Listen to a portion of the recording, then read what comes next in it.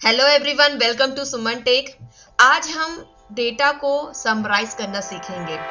अगर आपके पास कुछ इस टाइप का डेटा बिखरा पड़ा है, जैसे कि मैंने यहाँ पर शीट 2 में कुछ एंट्री कर रखी है, आइटम का नाम यहाँ पर दे रखा है और यहाँ पर मंडे को कितने आइटम बिके हैं उसकी एंट्री कर रखा है। फिर मैंने अलग शीट में ट्यूसडे के दिन जो भी आइटम बिके उसकी एंट्री कर रखी है। उसके बाद एक अलग शीट में मैंने वेडनेसडे की एंट्री कर रखी है।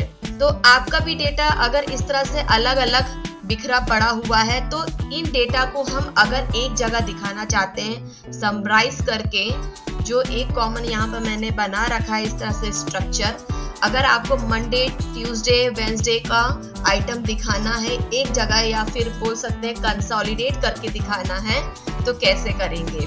क्योंकि अगर आप इनको इस तरह से कॉपी करेंगे कि चलो कॉफी का 20 है तो यहाँ पर कॉफी में 20 एंट्री कर देंगे आप, फिर उसके बाद शीट 2 में वापस जाके देखेंगे कि मंडे को 30 समोसा है, कचौड़ी 10 है तो यहाँ पर 30 समोसा करेंगे, फिर उसके बाद कचौड़ी के लिए यहाँ पर 10 करेंगे।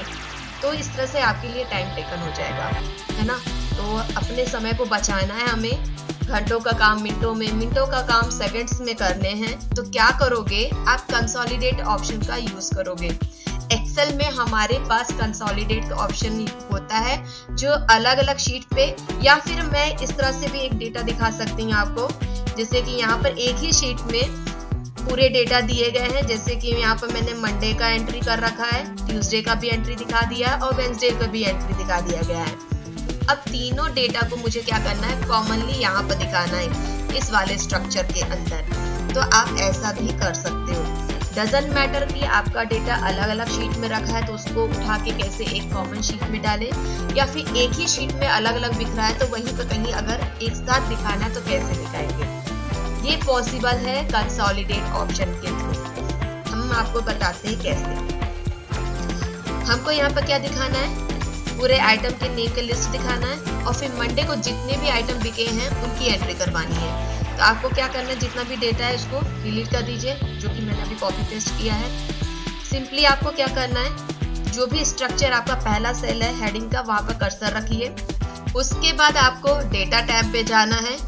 उसके बाद आपको यहाँ पर कंसोलिडेट ऑप्शन मिलता है, इस पर आपको क्लिक करना है। क्लिक करने के बाद आपको क्या मिलेगा, यहाँ पर रेफरेंस में आपको ऐसे कर्सर ब्लिंक करता हुआ दिखेगा। आपको उस शीट पे जाना है जहां से डेटा उठाना है। तो मुझे मंडे का डेटा लेके आना है, तो आपको क्या करना होगा, शीट 2 पे आपने मंडे की एंट्री कर रखी है, वहां पे जाइए और पूरी हेडिंग से के साथ साथ उसकी वैल्यू उठा लीजिए जितनी भी है, और उसके बाद आपको क्या कर देना है, ऐड। सेम ऐसे ही आपको अगली शीट पे भी जाना है। शीट 3 में गए, यहाँ से आपने इसको सेलेक्ट किया, इसको भी कर लीजिए ऐड। फिर अगली शीट पे जाइए जहां पर आपने डेटा रखा है और इसको सेलेक्ट करके इस तरह से ऐड कर लीजिए। ठीक है, हमारे तीनों डेटा ऐड हो चुके हैं। आपको क्या करना है, टॉप रो और लेफ्ट कॉलम चेक करना है। अगर अनचेक है तो उसे चेक कर लीजिएगा, ठीक है, और अगर चेक है तो कोई बात ही नहीं है। फिर क्या करना है, आपको ओके कर देना। जैसे ही आप ओके करेंगे तो आप देखिए कॉफी का जो 20 था, समोसा का जो 30 था, कचौड़ी का 10 था, मैगी का 5 था, वो मंडे के दिन सेम एज इट इज आ चुका है। यहाँ पर देख लीजिए आप, है ना, कॉफी 20, समोसा 30, कचौड़ी 10, मैगी 5 आ गया सेम डेटा। और ऐसे ही ट्यूसडे का भी अगर पता करना है, क्रॉस चेक करना है, तो आप यहाँ पे देख सकते हैं कॉफी का 20 है, टी का 19 है ना, कॉफी का 20, टी का 19। तो आप इस तरह से क्रॉस चेक कर सकते हैं अपने डेटा को। अगर आपको ये वीडियो पसंद आई हो तो please like and subscribe my channel and please share it, ताकि जरूरतमंदों को ये वीडियो देखने को मिल सके। Thank you.